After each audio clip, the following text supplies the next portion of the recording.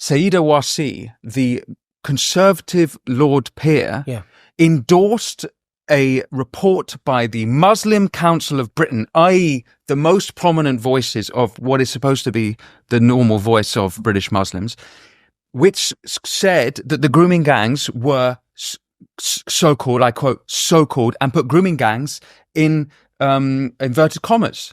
So that was last month. Yeah, by the way, I've been doing that. As mainstream as you come, Sayeeda Warsi. I've been doing that because they're actually underage rape gangs. So That's not what they meant. I know. But just to explain to people why I'm doing that is because they're underage rape gangs.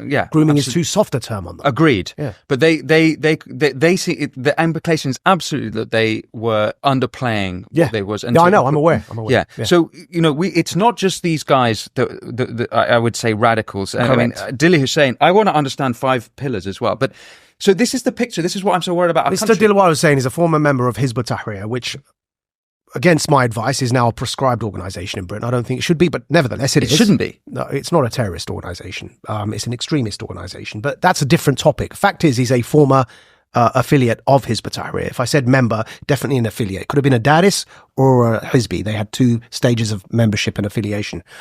And he had been throughout his youth. And so that explains his behaviour. And hijab, I believe, is a Muslim supremacist. But you mentioned Warsi and the others. At the end of the day, there is a culture of denial that has been allowed to pervade our so-called community leaders. And the problem with these community leaders is they act as gatekeepers for the discourse. They refuse to allow any dissent on the established discourse. And anyone who seeks to question the established discourse among these community leaders is immediately outcast. And you've witnessed how that happens with us. I don't care. I've seen it. You only this week, the amount of pushback you get from these people. They say you're not a real Muslim. It's like it's appalling that they would treat you like this. But let's also broaden it, Win, and be fair, right? I've been cancelled by them, but I was cancelled by LBC for questioning COVID.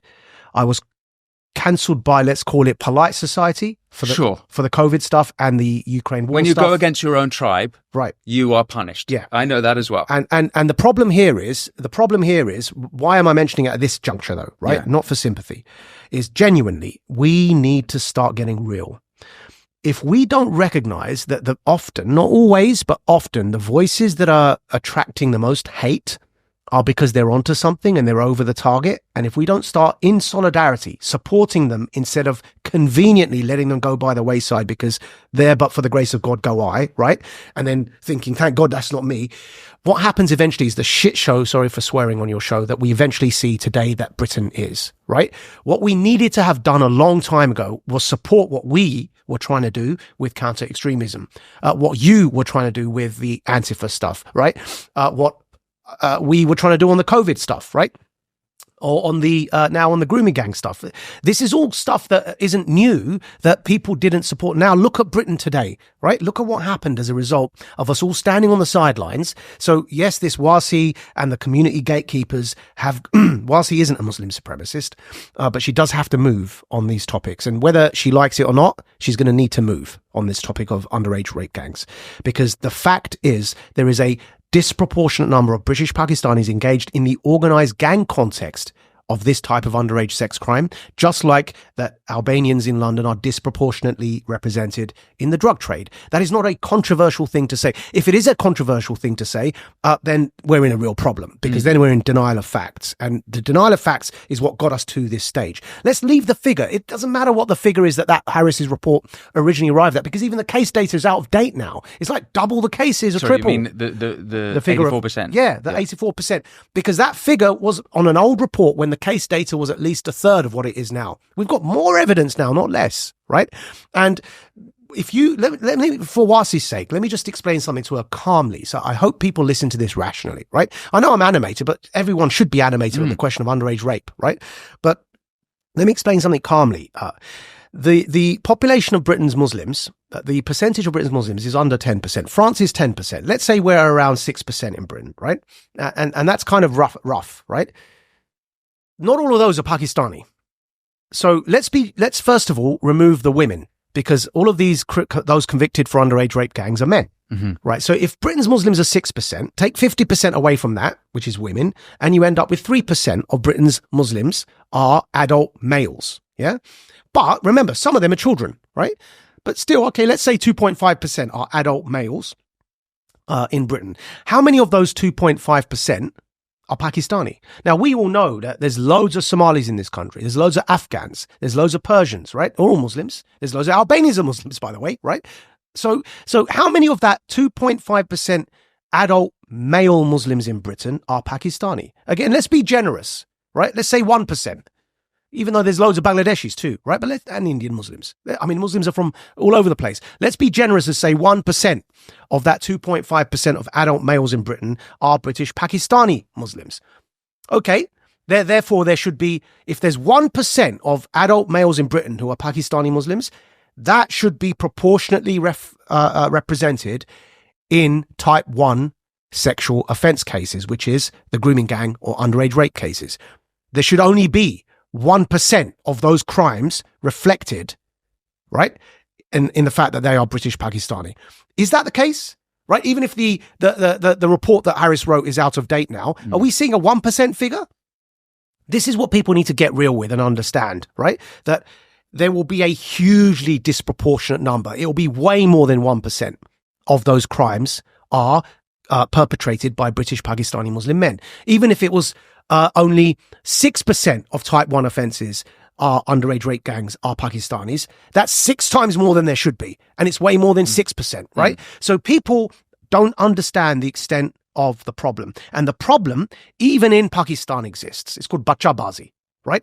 Everyone who is Pakistani knows exactly what I'm talking. Anyone who's Afghan knows exactly what I'm talking about. Bachabazi is underage rape. It happens in Pakistan. It happens in Afghanistan. And this culture has been brought here. It's not Islamic, but it's been brushed under the carpet by people who are in denial. And to the extent where if you look up So it's not Islamic, but it's specific to that little corner of the world. Yeah. But justified, of course, always justified. But in fact, even with the US bases, justified in some Muslims will try and justify it through Islam. Yeah, of course they will. And even if you look in Afghanistan, when NATO forces were there, a Slate article, I believe it was Slate, the US Army ordered their troops to turn a blind eye to this. Right, look up Bachabazi. Just search it online. Bachabazi, which is Bachabazi. Bachabazi. US Armed Forces, Afghanistan, turn a blind eye. And you'll see the article, right? I'm happy to do it right now for you, but I don't imagine there's time. And the fact is that this is a phenomenon. Let's get real, Miss Warsi, right? Baroness of the realm, right? Let's get real. This is a problem in Pakistan. This is a problem in Afghanistan. And it's now a problem in Britain. By the way, there's a methodology to it. You got some old fat uncle, right? So the guy, the leader of the one of these cases, Qari Abdul Rauf, right?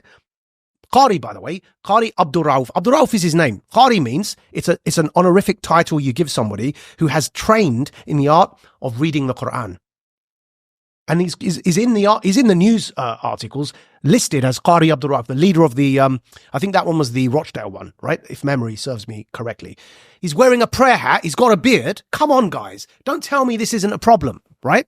Right? And the fact is that what they're doing is some fat uncle in his apartment above a shop somewhere is sending his nephew in a fast car to go to bloody vulnerable children, ply them with drink, drugs, and all manner of narcotics, get them above in that flat, and then the uncle's like, "Thank you, sir," and he's indulging himself, right? And it's all normalized because it's all part of this underground horrific Bachabazi culture. Now, Warsi knows that exists. She knows for a fact that's a problem, right? To be in denial is because people are more concerned about PR image of Islam, of Muslims in Britain, and of making sure there isn't a racist backlash. And by the way, none of these people speaking have suffered racist attacks the way I have in this country. None of them.